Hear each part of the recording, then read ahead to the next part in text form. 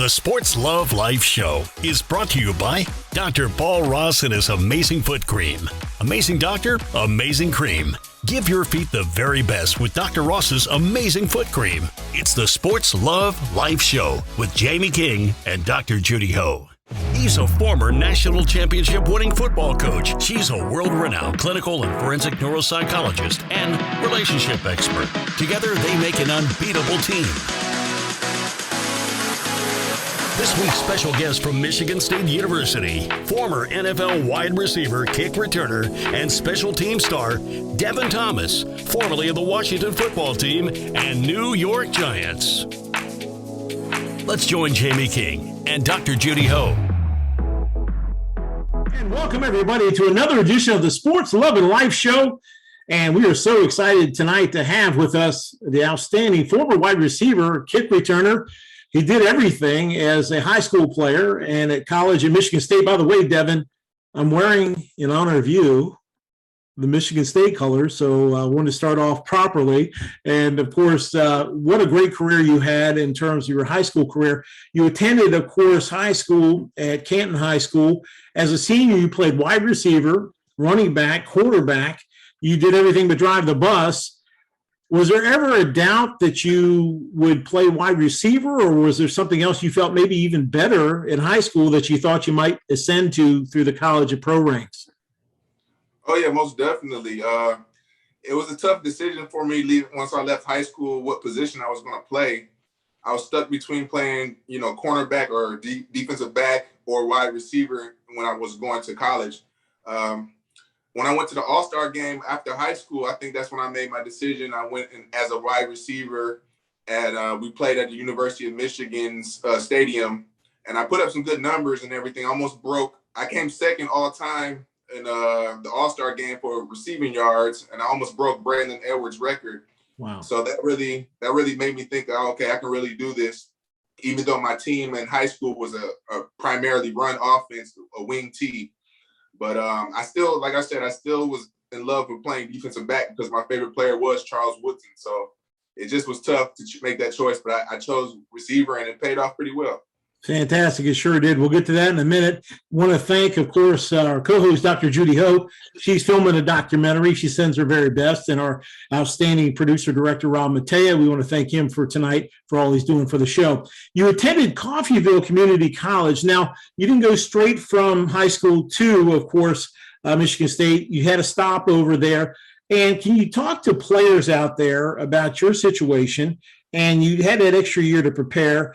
How that affected you, and sometimes when you don't get as a young guy that instant gratification to play with the top Division I type team immediately, some people get a little distressed or down on themselves. Can you talk about your mindset, how you looked at it, and you didn't look at it so much as something holding you back, you looked at it as an opportunity to get better. Can you talk to players out there that may be in similar circumstances? Well, definitely. I mean, for my situation, when I went to Coffeyville, it was due to the fact I had to get my core GPA up from high school. I actually transferred from Ann Arbor, Huron to Canton High School after 10th grade year just to get a fresh start and go somewhere that I feel like I can be a little bit more level-headed when I stay with my father. And I improved my grades, but unfortunately, it just wasn't good enough to, add up and get me to the Division I school that I wanted to go to. So I decided, my father, he wanted to pay for my schooling. He wanted to actually pay for me to go to University of Michigan because that's the school of my choice that I really wanted to go to. But I told myself, you know what, I want to pay my own way. I didn't want my father to have to pay for it. I want to earn my scholarship. So, going to junior college, I had to learn the position even more at wide receiver. Like I said, my high school was just a run offense. They'll throw me out there at receiver, just throw the ball up, and I went to go get it. So in junior college, I really had to learn the nuances of the position. So that's why, not only I had to take the red shirt for that reason, but also with Coffeyville, there was a limit to only having 12 out-of-state players active on the roster. And in my position, there was actually 2 guys returning their second year to play that position who they had trust in.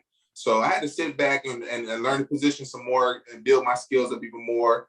And I think that really helped me just really focus. And when my time came, I took the best of my opportunities. Can you talk about maturing? And as you said, with you coming out, you got your core GPA up. And I used to work in an area where I'd help college coaches and high school coaches with the recruitment of players as far as talking to players about the next level opportunities. And one of the first things that any college recruiter, as you well know, is going to ask, not only about the athleticism and how great you are as a player, what's his GPA? And you went and you worked on that. And some people may say, well, he took a step back to take a step forward. You really worked on that. And then you got to Michigan State. But can you speak to the athletes out there that may be thinking, hey, I'm a great player.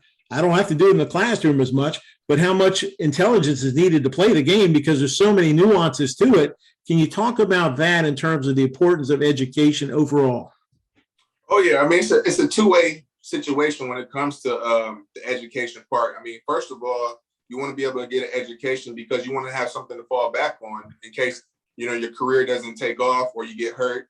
So that's the whole point. One of the main points of going to, if you're going to college to get your education.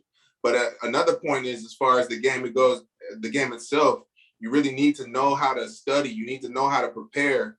And, if you take that same drive that you have for the game into the classroom, then that will, transfer over to studying habits when it comes to football, how to watch film, how to really learn and grow, knowing the knowledge of the game, because it's not just going out there jumping up for a ball. You got to know the defense. You got to know what they're doing. If not, you get hurt or you'll mess up the play. Can you talk to me about, of course, you're talking Michigan State, Michigan, hated rivalry. You know how that is. You wanted to go to Michigan, but you end up at Michigan State. Can you talk about that and how hard was that making the switch over to Michigan State? Yeah, I'm always very vocal about, I was never shy about letting people know that I'm an Ann Arbor guy and I was a U of M fan growing up. But when it came down to it, they passed on me when it came for me getting a chance to come back. And Michigan State took an opportunity to come get me. So in my mind, I had to go with Michigan State. I still had love for going back home. And, thankfully, Michigan State gave me an opportunity that, other schools wouldn't, well, at least U of M wouldn't.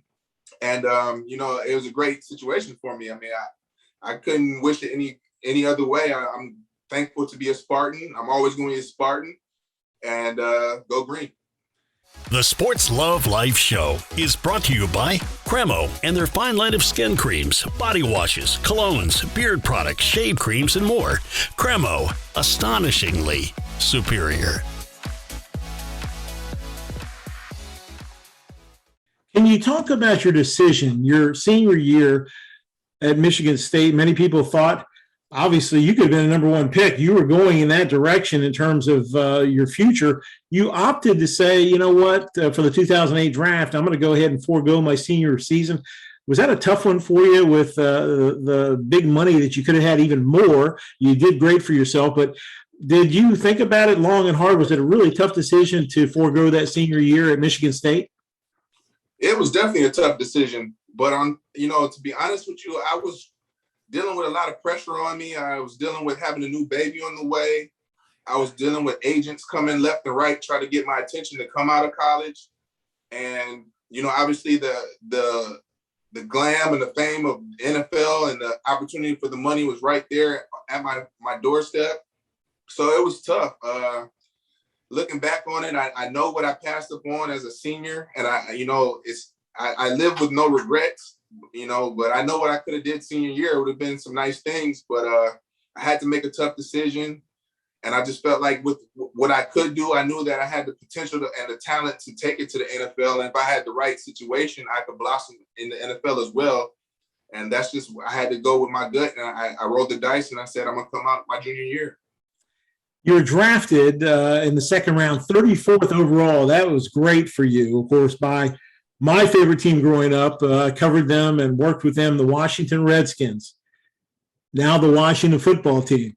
So that has taken a whole new level in terms of all the changes with that organization. And I will read one of the things you said when you went to New York, from Washington to New York. You talked about the positive things around New York versus Washington. Things were kind of dismal and gray. And there wasn't a lot of great things happening when you were there. I remember your time there. Sometimes a change of scenery is all you need. You see them stepping in the right direction now, Ron Rivera and all the things they're doing now. But your time there, it wasn't as fun as you'd wanted to, or as probably productive as you wanted to, because I know you went in there with a lot of excitement with your first NFL contract, but it didn't turn out the way you wanted it. Yeah, I went into a situation, I was fresh out of college, I was young, and I was ready to go. I thought I was ready. I thought I was ready to jump in the fire and play right away. They really pumped my brakes. I was a rookie. I ended up pulling a hamstring early in camp, and there was a lot of pressure on me returning, for the preseason. That kind of, had me anxious and everything. But I really, it was a bittersweet situation with Washington. I mean, that was my first team I had a lot of love for. I really wanted to put on a show for the fans.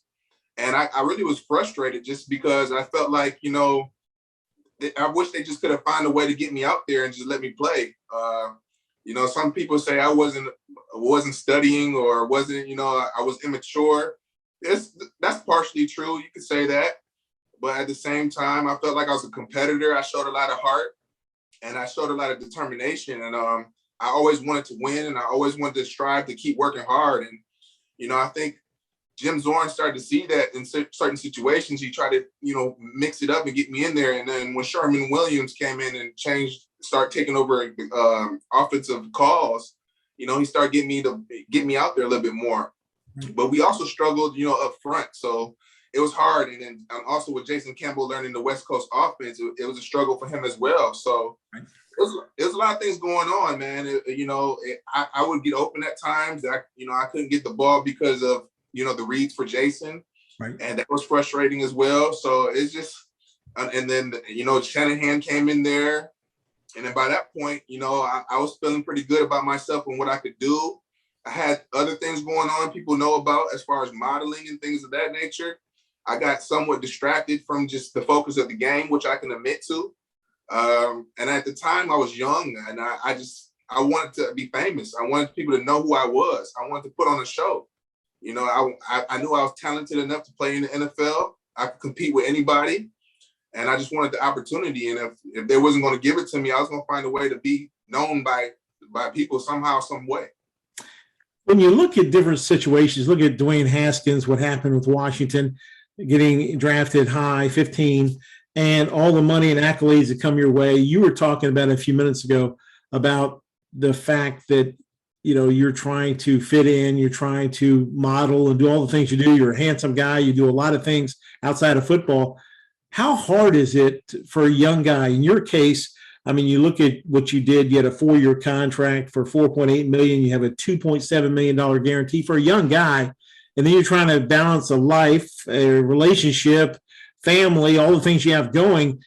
Is really not a lot of, as far as playbooks for how to handle every aspect of that for a young guy. Some guys handle it better than others. How hard was it to kind of juggle all those aspects for you and then perform on Sunday? It was difficult. I wear my heart on my sleeve, and I was dealing with relationship issues, and that tore a lot away from me when it came to the game. And then obviously when I wasn't getting my opportunities, I had other things knocking on my door, to be out there in magazines or be out there on music videos, and I was frustrated. I said, "What the heck? Let me try it." And one thing about the NFL, perception is one heck of a situation. And if people start to perceive you as a guy that's more conceited about himself or worried about himself, and it can start snowballing into maybe a cancer, And unfortunately in DC, that's a place where a lot of, you can say, drama, or people like to have something to look at. And they see me doing stuff like that and we're not winning. It's looking like I'm a diva, or I'm some kind of guy that's want to be like T.O. or something like that. Right. But it really wasn't the case, man. But, it happens. I was young, and once we was losing and I wasn't performing, I was getting shots fired at me. That's part of the game as well. It's one of those things where you're winning, that cures everything. When you're losing, hey, wait a minute, he's not committed, or he did this, or why is he modeling? Why does he have a life? He should be here 24/7. And for a young guy trying to find his way, I imagine that is so hard. And so many people from the outside looking in, it's easy to sit back as a fan and say, Devin should be here and doing this and doing this and doing this. Why is he modeling, or why is he acting, or why is he in music videos? He should be 24/7 at the facility. But trying to balance a personal life and a professional life and an NFL life, there's no, as I said, textbook to do that. There's no dial by number type situation where you can look at everything and say, well, this is how you do it. There's no book, no manual to do it. You have to kind of learn trial by fire, and you did that. And sometimes you make mistakes, but I know as a young guy, you just did the best you could. Absolutely. And like I said, I try not to live with any regrets. But I mean, when it comes to the professional football league, you really got to walk a fine line. And the best way to really go about it is to really just have tunnel vision and just focus on the game itself, and not be distracted by anything else, whether it's relationships or other opportunities. Because to be honest with you, if you're performing on the field, all those opportunities will open themselves up anyway. And, that just was something that I tried to, find my way regardless whether I was on the field or not. Can you speak about your relationship? You're married, a father of 4 boys. So you've already got your infield and working on the outfield now, but you've got a great group of young men, of course, 13, 2 7-year-olds and a 7-month-old. Can you speak about your wife, your support system, your family, what they mean to you from a standpoint of your world now as far as post-football, and speak to your family and all the things that they brought into your life? Most definitely. I actually have that support system, that backbone, that front, back, side to side, with my wife. And she's definitely been supporting me off the field, trying to figure out life outside of football, and, raising our children together, and I'm thankful to have somebody like her in my life that really knows who I am, and just, treats me as a person and not like a celebrity, or think that, I should have did something more. Or, she just looks at me at face value, and keeps me humble, and, shows me love and support. So, life is good. I'm happy, and we got beautiful children. They're growing, and just showing them the way how to be a positive person and live the right way is just what we're trying to do, and we're going to continue to do. The Sports Love Life Show is brought to you by The Nerve Company. Never underestimate radical vision. It takes nervy to be a company this great. How hard is it? And, speaking of the NFL life and NFL money and all the trappings that go with it, when you were single, and of course, being a handsome guy, having a lot of opportunities out there, how hard is it to find somebody in an NFL setting that you can spend your life with or time with, that the balance of she wants me for me, or she wants me for who I am, what I bring or what I have? I'm sure you and all of the players out there that you've dealt with, and of course the guys making monster money, it's got to be a very slippery slope in terms of trying to find that right person, unless you went to middle school or high school with, or somebody you knew previous to the money and all that. But when you have all the trappings, how hard is that for guys to navigate? It's very hard, and then typically for a lot of guys, they get the money and they just feel like that's the way to get to the woman, they got everything. So it's like, hey, I got the money, I got the career. So, hey, let's get married, or you could be the one. And you might be blindsided by a female that's really out to get something other than just you. She wants to get your finances. So it is a very difficult situation. And usually, the best situations are when you have somebody that you've known from the past, whether it's high school, which is actually my wife. I've known her since high school. And I think that's good, because, they kind of get that core value of who you were before you blew up, and they kind of fall in love or know you for that. So I'm not saying that's for everybody to have to find somebody from their past or their high school or whatever, but it just makes it more difficult when you meet new people. But sometimes you find somebody that's, stable in their own finances, you can do that as well. Right. So you just got to be very smart, very careful, and pray that things work out the best for whoever you try to find your match with. When you sat down at that table with that pen and signed that contract, I asked Chase Young this. We had dinner before his first season, and I asked him the same thing I'll ask you.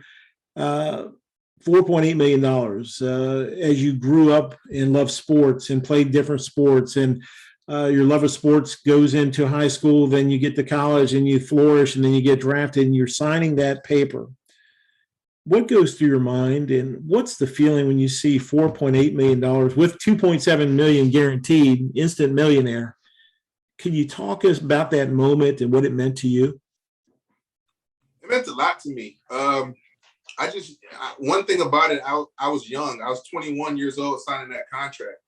And to me, I felt like that was a huge accomplishment for me and my family, because no one in my family ever was able to accomplish something of that feat at such a young age or at all. And I just felt like I kind of brought my family name into the, millionaire status. Like we all made it. I made it to the NFL. My whole family made it to the NFL. Something that they all can talk about. So that was the main thing to me, just for them to all be proud of me making it that far. And then from that point, it was just knowing that I had the ability to provide for myself, provide for my family, my intermediate family, such as my mom and my father, and, the children. Well, my one child at the time, I definitely could provide for him at that time. So I'm like, you know what, this is great. But really, to be honest with you, I just felt like that was just a stepping stone. My mindset was to get to the next contract. I was that mind. That's the kind of mindset I had. I want to play. I want to make plays. And I just knew that I could get to another contract and have an extension. It's hard because when you get used to that money and on the guaranteed side, and you look and you say, hey, I've got all the ability in the world, it's going to last forever. And then when the career winds down, whether it be injury or something goes off track, it's a hard transition. And of course, can you speak to that when you go from being the toast of the town and winning Super Bowl like you did with the Giants, all the great things you had in your career, the money, the trappings, and then when you walk away and retire and look back and you say, man, it's got to be amazingly hard to go from that money, that lifestyle, to then back into the real world, if you will, and to try to make a living in different areas. I think for me, the main thing that threw me off my kilter the most was when I was diagnosed with bipolar syndrome. And I didn't realize it at the time, but that's really what put a halt to my career. I always planned to play football till I get drug off the field. Like coming into the NFL, that was my mindset. But by the time I got into New York and then Chicago, it just, the bipolar really was, eating at my life. I had issues left and right that was, having, highs and lows, and I was just everywhere. So it threw a wrench in my game. And like you said, once the football was gone, I tried to play for Chicago and I retired early out of nowhere. And then, I came back for Detroit and it just didn't pan out. And after that, I had a tryout with the Jaguars, and I was just fishing from there. I'm trying to figure out what was my next move, because my main plan was to play football till I was 30 plus years old, and so I really had no backup plan other than, obviously modeling and, maybe broadcasting or acting, but I still wasn't really, my heart really wasn't set, because I still loved the game of football, but it hurt me because I couldn't get out there like I wanted to. And like I said, I was dealing with my mental illness, and until I was stable mentally, I really couldn't move on with my life. The Sports Love Life Show is brought to you by Snow and their outstanding teeth whitening systems. Go to trysnow.com. Jamie and Dr. Judy love their snow kits, and so will you. Devin, can you speak to that? And I admire you for that, for opening up and talking about this. The mental health aspect within the NFL, and from a world standpoint, you're a hero to many people to talk about it. I've been ADD and attention aspects. I've had issues I've had to deal with in concentration and things like that I've had to work through. Bipolar, another issue altogether. And you were courageous in your battle with it as you worked through it. And you just said, hey, it may have cost me time in the NFL. But can you speak to athletes and just everyday people dealing with it now, and what your hope is, and how folks can cope with it and do better with it, and what you've learned in terms of your coping mechanisms? Oh, no, most definitely. First of all, for those people, they're not alone. And, sometimes you feel like you're just alone battling something that no one else understands. So the best thing for you to do is really to seek help, find a doctor that can, explain to you what's going on with you, because it's a chemical imbalance. And with that chemical imbalance, you got to find the right medication that's going to keep you stable mind. And sometimes that takes a while. Sometimes it takes a couple of doses to figure out what's going to be right for you. And you just have to be patient.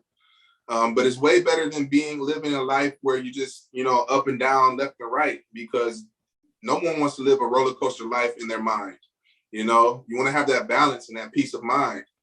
And, thankfully I was able to find that. Unfortunately, I didn't find it in my career at an early age, but as of now, I'm stable, and I would love to play the game if I could, but we'll see what happens. I'm getting in shape.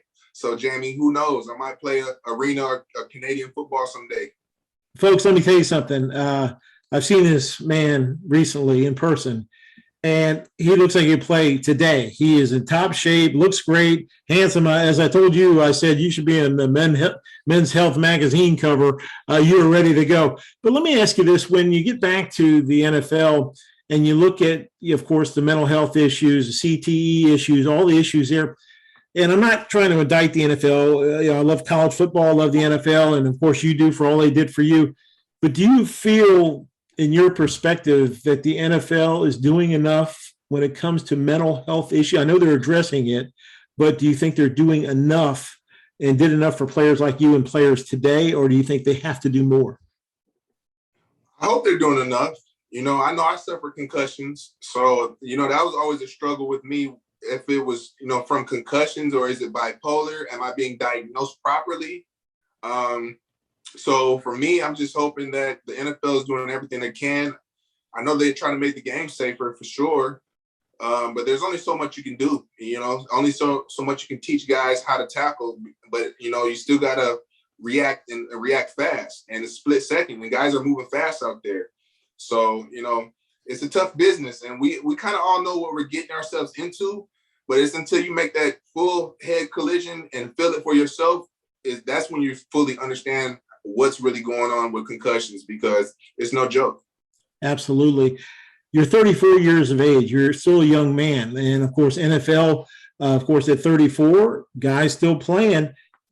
If you were to get an opportunity, you're in top shape now, you continue to be in top shape. Is that something you look hard at again, whether it be Canadian, or if the right contract came up, the right situation?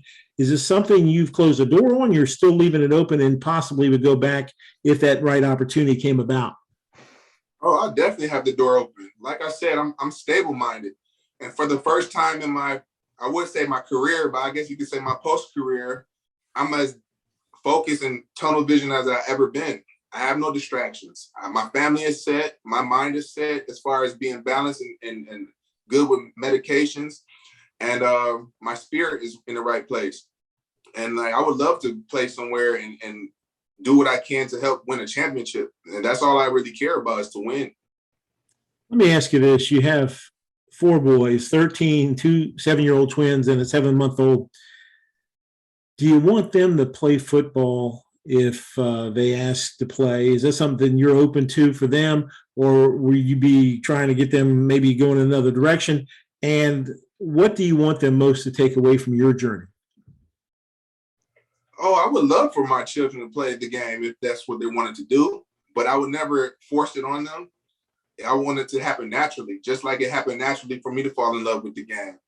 And, if they were to take on that armor and the pads, the helmet, then I would definitely guide them just like a coach. And as far as my journey goes, what I would want them to take away from my journey is, learn from my mistakes, learn from the things that I did wrong. If like I said, I don't live with regrets, but I would have to critique myself just like a fan would.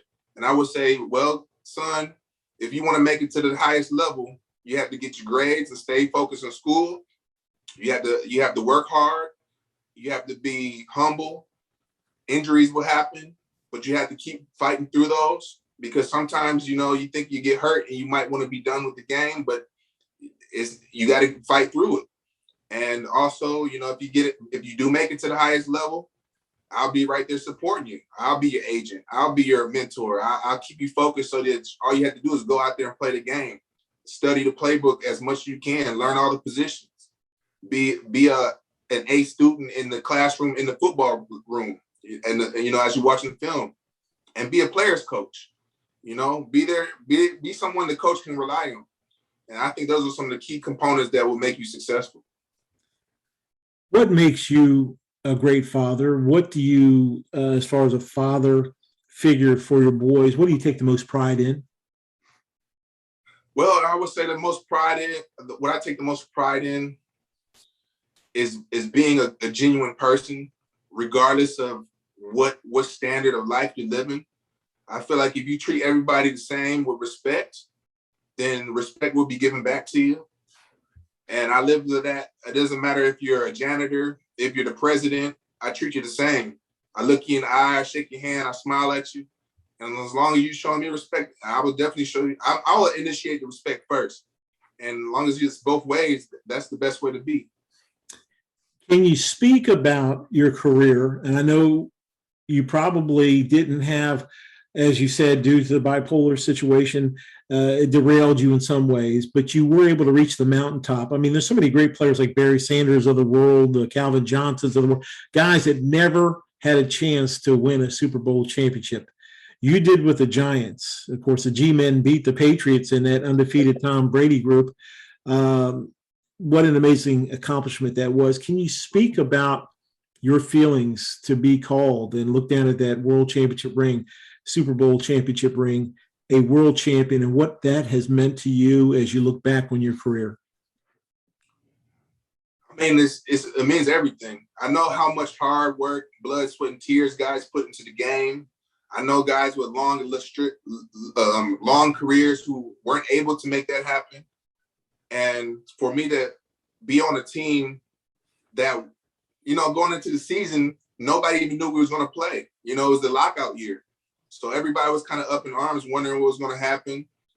And to go into a season where we went to the wild card as the playoffs, no one really gave us a chance to even make it to the playoffs. And then going, for me to play the whole season, we go up to Green Bay, playing the Packers, who won the Super Bowl the year before, and knocking them out in Lambeau Field, going to the 49ers. And for me to play a pivotal role for us to get to the Super Bowl, that was huge. I think that was for me, that's the main part, because winning a Super Bowl is one thing, but if you're not contributing, you don't get the same feeling. But to know that there's Giants fans out there that know Devin Thomas played a key role in getting us to the Super Bowl, for me, that always going to make me feel great. The Sports Love Life Show is brought to you by Mission Belts. No holes, always fits. Isn't it time you join the mission? Welcome back to Sports Love Life with your host, Jamie King and Dr. Judy Ho. You had two pivotal fumble recoveries in the NFC title game against the San Francisco 49ers. And, of course, without those plays, they contributed so much to you advancing and winning a Super Bowl. Can you speak about the specialness of those plays? And you'll always be a favorite among the Giants fans for those historic plays, which meant so much to the road to the Super Bowl.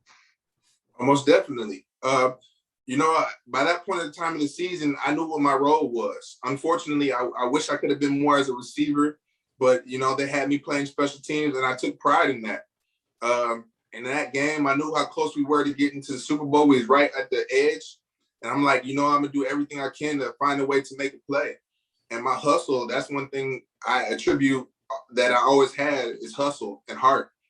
And, running down there, seeing the ball bounce off Kyle Williams' knee, I saw it, and I picked it up and ran with it. And I knew that you couldn't advance it once the ball hit the ground, but I wanted to make sure they took a minute to look at the play, just because I ran off with it. And, that was a pivotal moment. And then obviously in the overtime, I just wanted to hustle, get down as close as I can to make the tackle. But thankfully, Jaquan Williams forced a fumble, and I was Johnny on the spot to see the ball on the ground and jump on it. And, like I said, that will always be a great moment in my life to say, hey, this is why we got to the Super Bowl, because I helped get us there. And I'm hopeful you get an NFL contract, another opportunity. But if that weren't to happen, when you look back at everything you've done in your full body of your career, everything and every play, is there one moment among all others that stand out and you look back at your favorite? Over my whole career, man, my favorite moment. Well, of course, you had to say the fumble recovery, the last one in overtime. That's definitely the moment, because I knew we was in field goal range and Lawrence Tynes was going to nail that field goal, because that's what he does. Right. So that definitely is the moment that I will always cherish to send us to the Super Bowl. Unbelievable. Well, a great moment. And, of course, the Super Bowl champ, you'll always be that. Football season's getting underway. Of course, preseason is getting going. I wanted to ask you your thoughts. We'll go through some of the different divisions real quick and get your thoughts in terms of the American and National Football Conference. And let's start off with the AFC East. You got the Bills, the Dolphins, the Patriots, and the Jets. And I love what the Bills have been doing. They're getting a lot better as far as Josh Allen, the big contract now. The Dolphins have Tua, Patriots, no Tom Brady, and the Jets have a new quarterback. Who do you like there? It's tough to say. I think there's a lot of fresh faces. You don't know what the Jets are really going to do yet. The Patriots is always, in the mix, because, Bill Belichick has always got something up his sleeve, so it's hard to say. Miami's looking nice, the Bills, you really can't sleep on the Bills. They had a heck of a season last year. Right. And I'm sure they're going to put up some big numbers again, and the defense is still looking good. So right in that conference, I might put the Bills right at the top right now. Okay, let's go to the AFC West. You got the Broncos, the Chiefs, the Raiders, and the Chargers. And, of course, I think everything still goes through Patrick Mahomes there, but other teams are getting closer.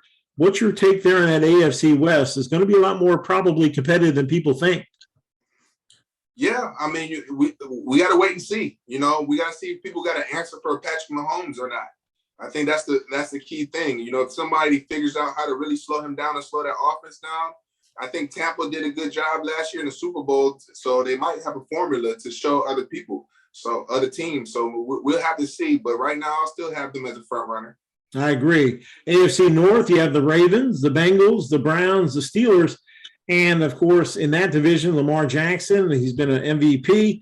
Who do you like there? The Steelers, Ben Roethlisberger, getting down the stretch of his career.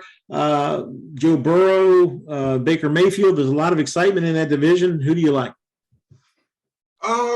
Let me see. I might have to still go with the Ravens. I think I might still go with the Ravens. I like the Browns, what they're starting to try to do. I still like it. Baker Mayfield, Jarvis Landry and Odell Beckham out there. I think they might be able to put some things together this year and start really have things clicking this year. So we'll see if the Browns can start getting a little bit better. But for right now, I'll still go with the Ravens. I want to get your take, because the COVID situation has come after you've retired. But Lamar Jackson, for instance, with the Ravens, has contracted COVID twice and missed time, and he hasn't got vaccinated yet. More and more teams and players and owners are saying, hey, we want you to do this. And it's getting to a point where the NFL probably will mandate it very soon. Is this a personal decision you feel, or do you feel players should be able to do it or not do it? Or do you think the league as a whole has to do it? What's your feeling on the overall COVID situation? I think even the way things are going across the country with states, I think New York just passed a bill where I think if you enter restaurants or events that you have to have a COVID vaccination. So, I'm pretty sure things are moving towards where everybody's going to have to get vaccinated at some point. So with the way the NFL is and how close everybody ends up being, I'm pretty sure there's going to be a mandate pretty soon. People are telling me, well, you know what? It's each individual choice. And I'm sitting there thinking, wait a minute, if you got a quarterback, he's got to get close to the players. You got to be in there together in that small huddle, and you're in close contact. So that's just one situation there. But I think, as you said, it's getting to a point where it's probably more mandated before in the next few weeks, if not months, They'll probably pass something like that. Last divisional opponent, we want to talk about the AFC South, the Texans, the Colts, the Jaguars, and the Titans. Of course, the Jaguars, brand new team, brand new coach with Trevor Lawrence there. The Texans, of course, Deshaun Watson has a bunch of situations trying to work through. The Colts just lost Carson Wentz. And the Titans and Derrick Henry seem to be the team to really watch there. Your thoughts? Definitely. Hey, you said it, King Henry. That guy's a monster. I think he put up 2,000 yards last year. Man, I don't see anybody slowing him down too much. And didn't they just get Julio Jones as well? Yes. Yeah. I can think of a lot of things I'd rather do than tackle Derrick Henry. I'm telling you what, that guy comes, he runs. That's a grown man there. You better be ready to play because he'll run right over you, around you, or through you, but he doesn't care. He is just so talented, and that team is very talented. Yes. The NFC East moving to the National Football Conference, the Cowboys, Giants, Eagles, and Washington football team. Washington, of course, has a great defense going with Chase Young and company. Offensively, Ryan Fitzpatrick. The Eagles with Jalen Hurts. The Giants have been struggling. The Cowboys, Dak Prescott. Who do you like there? Now, I might have to roll the dice with this one. I might have to say the Cowboys. Cowboys or Washington. It's kind of like between. It depends on Zeke Elliott, Dak Prescott, and how they really click this year. If Elliott really has a good year and that defense is doing good, I think Dallas could be a lot better this year. But Washington, definitely you have to watch out for that defense. And I know their offense has got some firepower with those receivers. So between those two, I think those might be the top two in the NFC East. I like it. NFC West, the Cardinals, the Rams, the 49ers, and the Seahawks. Tons of talent there. Who do you like? Man, I kind of like the Seahawks still. Russell Wilson, the way he leads that team.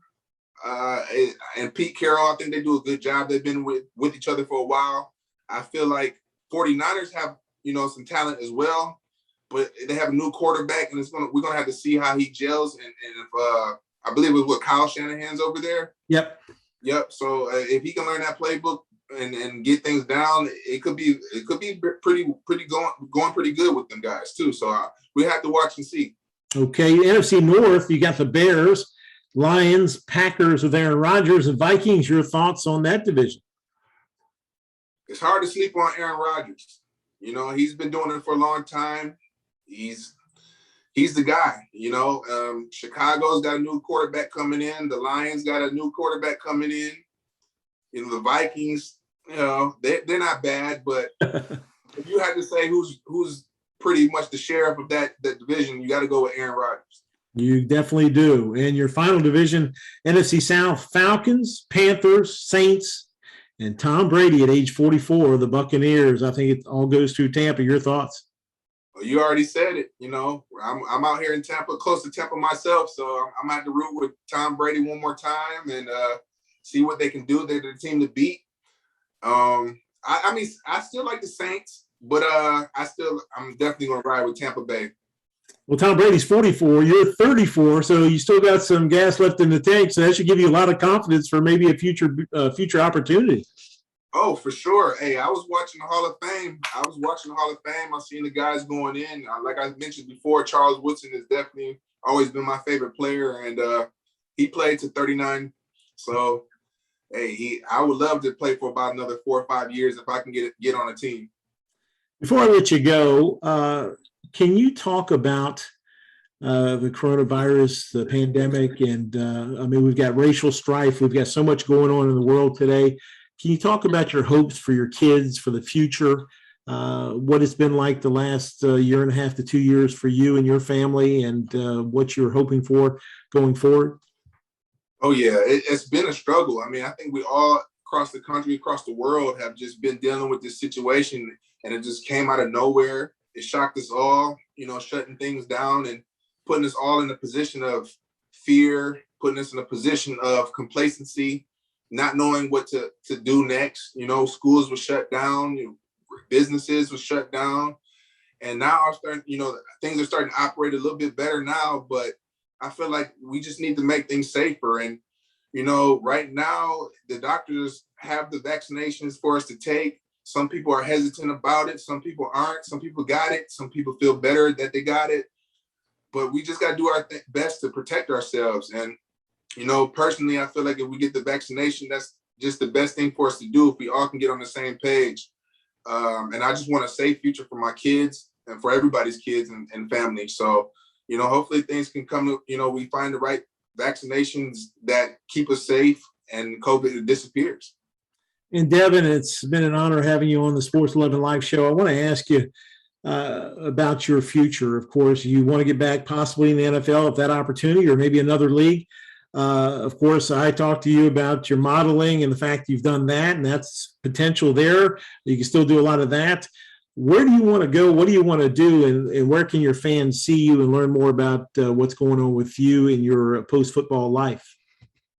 Well, I definitely feel like I could do a lot of things. I could definitely, the sky's the limit. I still have athletic ability left in me.